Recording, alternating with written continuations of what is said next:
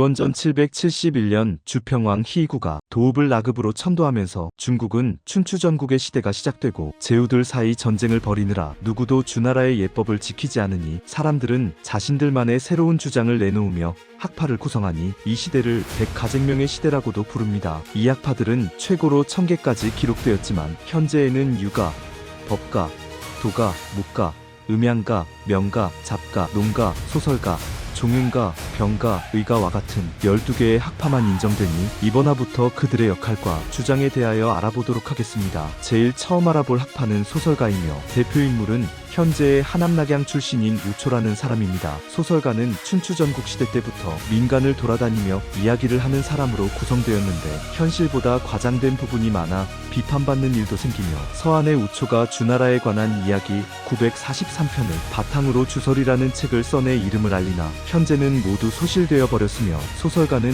민간 기반으로 이야기를 꾸미고 시간을 소모하는 용으로 발전하다 보니 제후와 사대부들 사이에 큰 관심과 영향을 미치지 못한 학파이기도 합니다. 두 번째로 설명할 학파는 의가인데 대표 인물은 편작으로 본명은 진어린이며 현재의 하북인구시에서 태어나 객관에서 일을 하였으나 장상군이란 사람한테서 의술을 배우고 민간에서 섭취한 의료 경험으로 제, 조, 위, 정, 진나라를 돌아다니며 환자를 치료해주며 의술을 알리기 시작하니 사람들은 황제 시절 의술이 유명했다는 편작에 비유하며 진어린을 편작이라 칭하기 시작하였습니다. 진어린은 환자의 형태 소리 정황 맥박으로 병을 진단하고 내과, 외과, 분여과, 소아과, 오관과에까지 침구, 안마, 탕약 등의 방식으로 치료하였다고 기록되며 현재도 중국 의학의 시조로 칭송되고 있습니다. 기록에 의하면 진어린은 마지막으로 진나라의 17대 군주인 진무왕을 치료하는 데 성공하여 진무왕이 태의령이란 관직을 내리려 하였지만 이해라는 진나라 태의령은 질투심에 불타 자객을 파견하여 97세 된 진어린을 암살하였다고 기록되어 있습니다. 이후에도 순우회,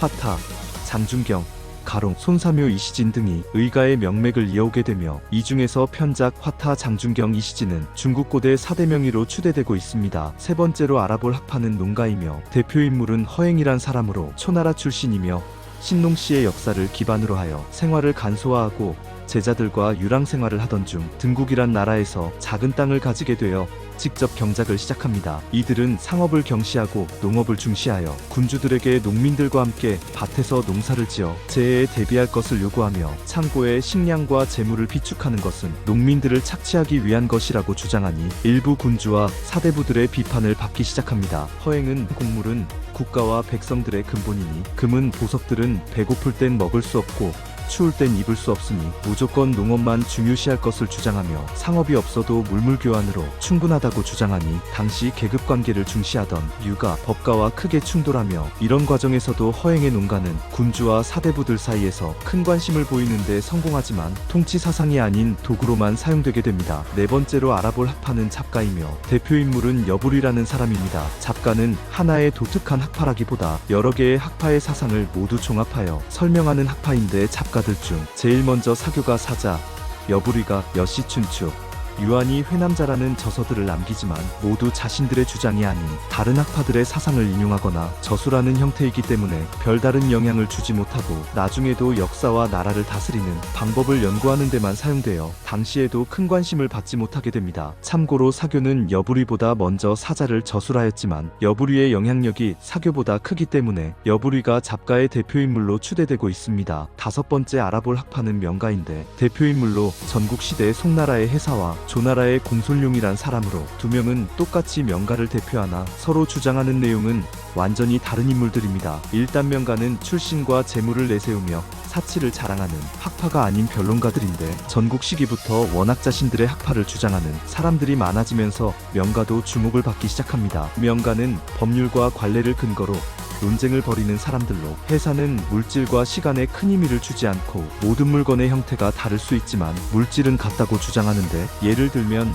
작은 돌과 큰 돌의 형태는 다르나 큰 돌을 쪼개면 작은 돌이 되고 작은 돌을 쌓으면 큰 돌산이 되는 것처럼 물체들이 모여 우주를 형성하였으니 만물을 사랑하라고 주장하는 반면 공솔룡은 하나의 물체이긴 하지만 각자의 형태와 내용물이 독립적이어 표현하는 것도 다르다고 주장하는데 예를 들면 백마의 백은 색을 의미하고 말은 생명을 의미하기에 백마는 말이 아니다고 주장합니다. 이게 뭔 말도 안 되는 소리냐고 하겠지만 더 쉽게 얘기하면 백지에 연필로 글을 쓰면 편지가 되고 쓰지 않거나 지우면 다시 백지가 되는 것처럼 모든 물체의 변화하는 형태와 과정에 따라 명칭이 다르다고 주장한다고 생각하시면 됩니다. 역사의 해사와 공솔룡이 직접 변론을 벌였다는 기록은 없으나 워낙 현재에도 많은 사람들이 정치, 경제, 법률 등으로 매일 변론을 벌이니 명가학파는 지금도 연구되고 발전시키는 사람들이 많습니다. 다음 화에도 계속하여 남은 학파들에 대하여 알아보도록 하겠습니다. 여러분들의 구독과 좋아요는 항상 저에게 가장 큰 힘과 용기가 되어줍니다.